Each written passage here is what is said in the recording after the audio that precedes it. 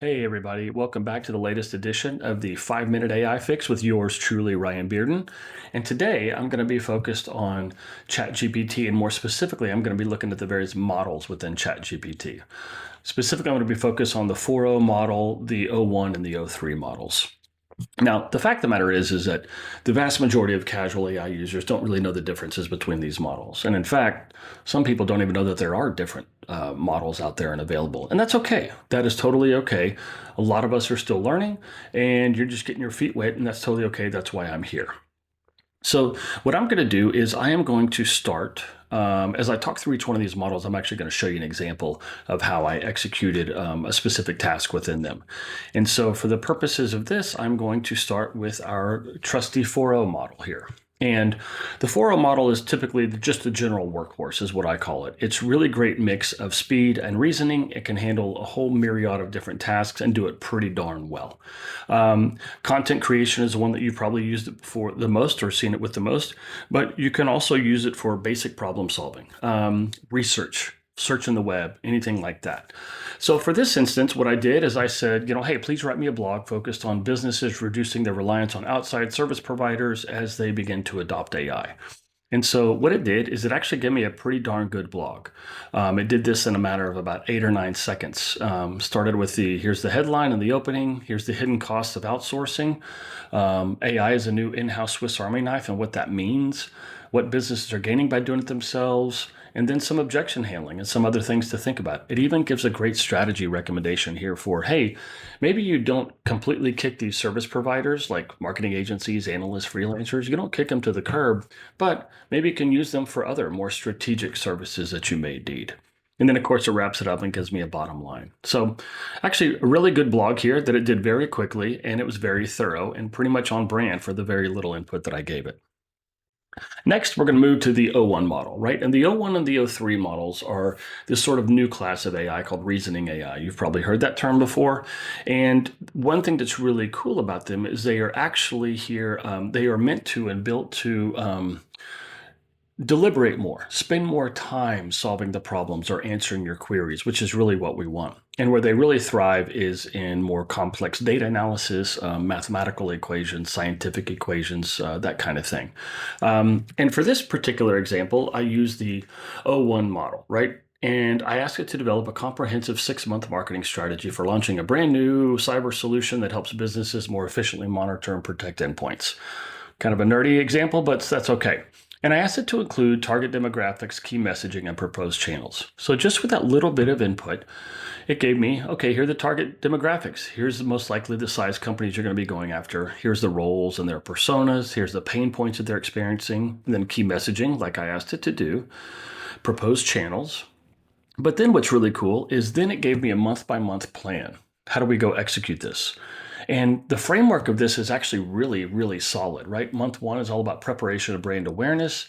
Month 2 is early engagement, thought leadership, beta launch and market validation, official launch and demand gen, scale and customer advocacy, and then optimization and longer term strategy. So very little input. It gave me a lot of great, great information.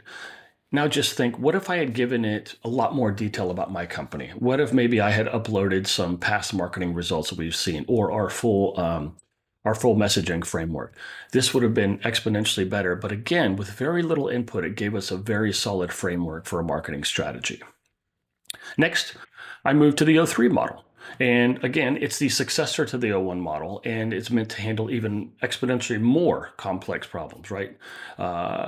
Math equations, scientific data analysis, more extended reasoning, complex reasoning tasks. And coding. zero 01 and the reasoning models are very good at coding. And that's the example I used in this one. I just said, hey, I'm working on a landing page where I'm doing a webinar and I want to create a landing page that promotes the webinar, but also gives people an opportunity to sign up and register there. So you'll notice here, I thought for 29 seconds. That's kind of a long time for AI, for general queries in AI. So 29 seconds, again, these things are designed to spend more time thinking. And then it spits out this full HTML file here, right, for this landing page. I'm not a coder, never have been, and I don't play one on television. So me looking at this, it's all Greek to me. But I took it and then it even gave me an example here, or excuse me, instructions on how to preview it. So I took this code, I created an index file, I opened a new window and loaded it in, and bada boom, bada bing, we've got our landing page. Not only that, you can do this. Thank you for registering. We'll contact you with more details soon. It's actually a fully functioning landing page that I could go and tweak, change the colors, whatever, but a fully functioning landing page in about 30 seconds. That's pretty incredible. Now, the one thing before I let you go is I want to touch on are the mini versions. You've probably heard of those versions, O1 Mini, O3 Mini, 4.0 Mini, right? And essentially what these are, think of them as much lighter weight versions that move much faster but can't quite handle the same complexity of task or problem solving. And they're actually also cheaper. They take much, much, much less computational requirements. Again, a nerdy way of saying they're very cheap. They're efficient, but they're not as deep. They're not as they can't handle as much complexity. Well, that's great, Ryan. So just tell me, when should I use them? When should I not use them? Well, minis are great if you are doing very straightforward, simple tasks, singular tasks, straightforward. You're having a casual conversation with AI. Maybe you're trying to plan a game night or a vacation or something. That's really great for the mini one. But when you want to avoid the mini versions is when you're doing much more complex tasks, right?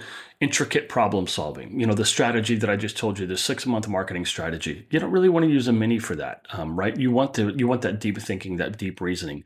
I also wouldn't use the mini version if I'm doing very sensitive client communications because it's just not going to know the nuances of style, tone, past communications as the more fully caffeinated versions, if you will.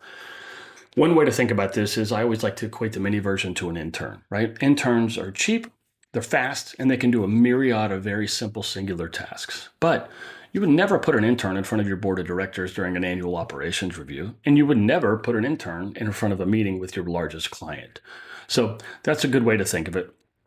I hope this was helpful. Again, we could talk for hours about this, but this will give you just kind of a broad brushes of the different versions and what they're good for. And I hope it at least helps you as you continue with the experimentation on knowing when and what to go experiment with each of the different models. So if you found this helpful, don't forget to subscribe to this channel. I'm dropping 1 to 2 of these 5-minute AI fixes every week. And if there's a topic you'd like for me to cover in one of them, just drop it in the comments below and I'll be more than happy to look into it. Thank you very much. I hope you have a great day.